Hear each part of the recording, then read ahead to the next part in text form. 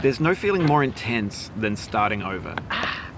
If you deleted your homework the day before it was due, as I have, or if you left your wallet at home and you have to go back after spending an hour in the commute. If you won some money at the casino and then put all your winnings on red but it came up black. If you got your best shirt dry cleaned before a wedding and then immediately dropped food on it. If you won an argument with a friend and then later discovered that they just returned to their original view. Starting over is harder than starting up. If you're not ready for that, like if you've already had a bad day, then what you're about to go through might be too much. Feel free to go away and come back. I'll be here. Alright, thanks for coming with me on this trip. I'll understand if you have to take a break at any point. Just find a safe place to stop and quit the game. Don't worry, I'll save your progress, always, even your mistakes. This game is a homage to a free game that came out in 2002, titled Sexy Hiking. The author of that game was Jazuo, a mysterious Czech designer who was known at the time as the father of B games. And B games are rough assemblages of found objects. Designers slap them together very quickly and freely, and they're often too rough and unfriendly to gain much of a following. They're built more for the joy of building them than as polished products. In a certain way, Sexy Hiking is the perfect embodiment of a B game. It's built almost entirely out of found and recycled parts, and it's one of the most unusual and unfriendly games of its time. In it, your task is simply to drag yourself up a mountain with a hammer. And that act of climbing, in the digital world or in real life, has certain essential properties that give the game its flavor. No amount of forward progress is guaranteed. Some cliffs are too sheer or too slippery.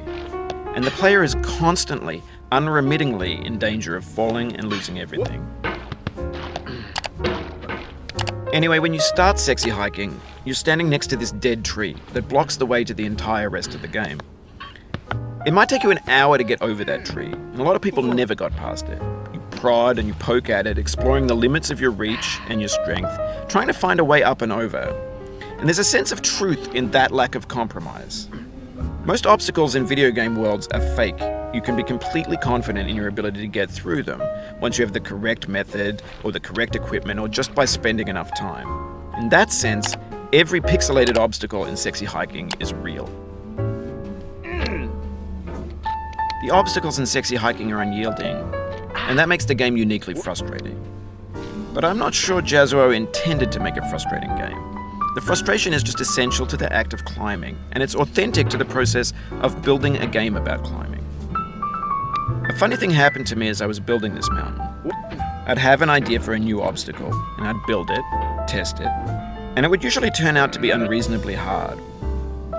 But I couldn't bring myself to make it easier.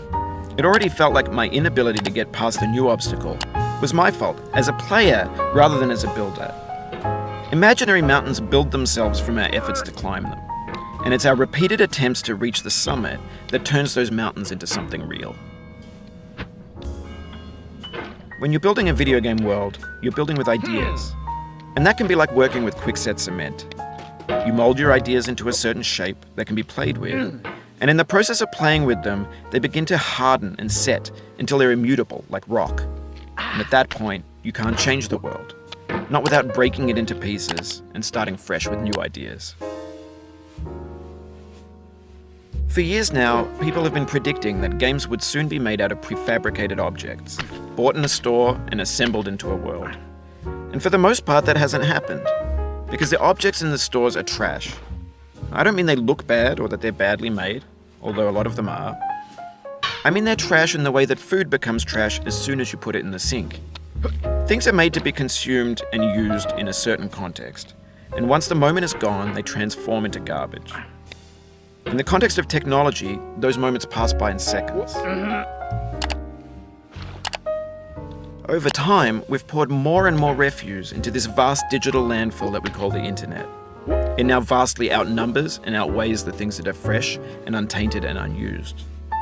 When everything around us is cultural trash, trash becomes the new medium, the lingua franca of the digital age. And you can build culture out of trash. But only trash culture. B games, B movies, B music, B philosophy.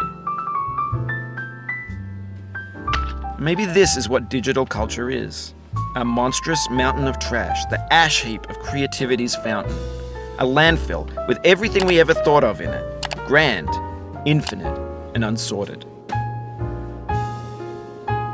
There's 3D models of breakfast, Gen X's fanfic novels, scan magazines, green screen Shia LaBeouf, banned snuff scenes on LiveLeak. Facebook's got lifelike bots with unbranded adverts and candid shots of Kanye and Taylor Swift mashups, car crash epic failed GIFs, Russian dashcam vids, discussions of McRibs, discarded, forgotten, unrecycled, muddled, rotten, untitled. Everything's fresh for about 6 seconds, until some newer thing beckons, and we hit refresh. And there's years of persevering, disappearing into the pile, out of style, out of sight. In this context, it's tempting to make friendly content that's gentle, that lets you churn through it but not earn it. Why make something demanding if it just gets piled up in the landfill, filed in with the bland things? When games were new, they wanted a lot from you. Daunting you, taunting you, resetting and delaying you. Players played stoically. Now everyone's turned off by that. They want to burn through it quickly, a quick fix for the fickle, some tricks for the clicks of the feckless. But that's not you, you're an acrobat. You could swallow a baseball bat. Now I know, most likely you're watching this on YouTube or Twitch, while some dude with 10 million views does it for you, like a baby bird being fed chewed up food. That's culture too. But on the off chance that you're playing this, what I'm saying is, trash is disposable, but maybe it doesn't have to be approachable. What's the feeling like? Are you stressed? I guess you don't hate it if you got this far, feeling frustrated. It's underrated. An orange is sweet, juicy fruit locked inside a bitter peel. That's not how I feel about a challenge. I only want the bitterness. It's coffee. It's grapefruit.